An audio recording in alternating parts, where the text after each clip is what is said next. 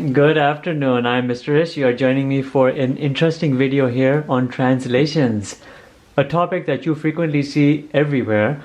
You know, when we're talking about graph modifications, we have transformations, translations, and reflections. But because that topic is quite broad, let's focus in this video on translations. Translations can be vertical or they can be horizontal, vertically up, vertically down, horizontally right, and horizontally left. Very generally, before we look at our two questions, if f represents a specific function, you can show everything in this regards to your translations by this very equation.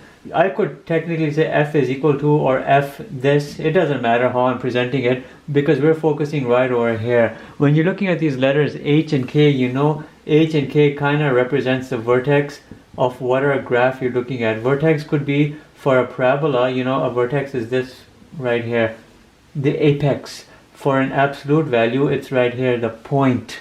So vertex can imply slightly different things for the type of graph you have, right? Anyhow, how do we understand translations within general broad context? Well, since our focus here is on doing standardized test questions right, quickly and efficiently the first time around, how about this? Anytime you see within a parentheses anything which looks like this, you know you're moving left h units to the left. If you see something which looks like this, x minus h, you're moving to the right by h units.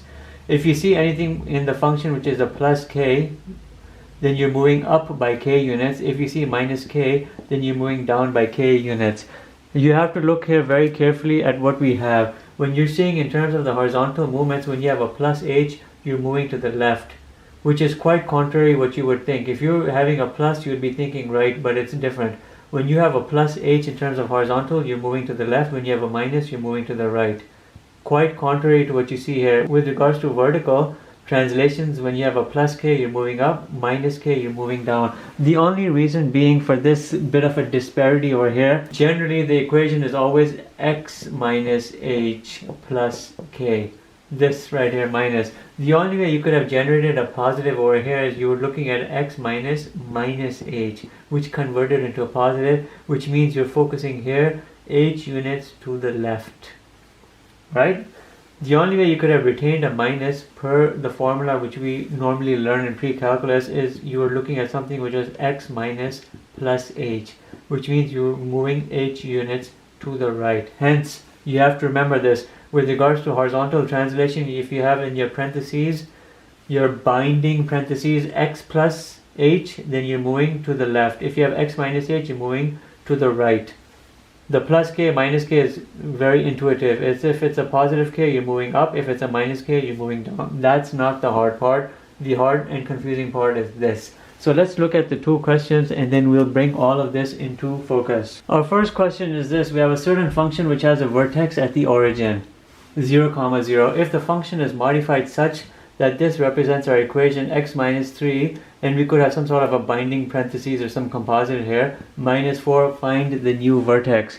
When we're looking at this, we should be always thinking about this form, x minus h plus and minus k, but you can always remember it as x minus h plus k, and we have some sort of item over here which binds this factor in.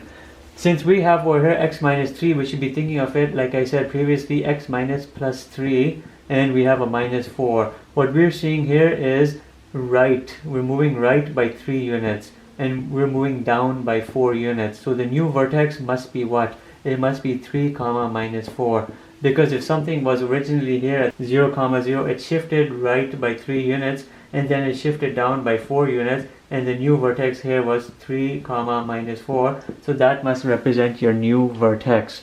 That's how your function has been modified. So when you see something like this, you're moving right and you're moving down. Okay, second question and last question. Write a possible equation form for a possible function that has a vertex at minus 2 comma 3 if originally it was at the origin. If it was originally at the origin, we know its value was 0 comma 0, but after whatever change it went through in terms of translation, the new vertex is at minus 2 comma 3, which makes it right over here, minus 2 comma 3. What could this possible equation form be? We know we've moved to the left by 2 units and we've moved up by 3 units, so we have to put everything in this form. How about this? X plus 2 and plus 3, and that right there would be our answer. Why would that be answer? Because generally you look at in a standard form it's always x minus h, and you could think of it in that way, x minus, but you move 2 units to the left, minus 2, but you easily move 3 units up,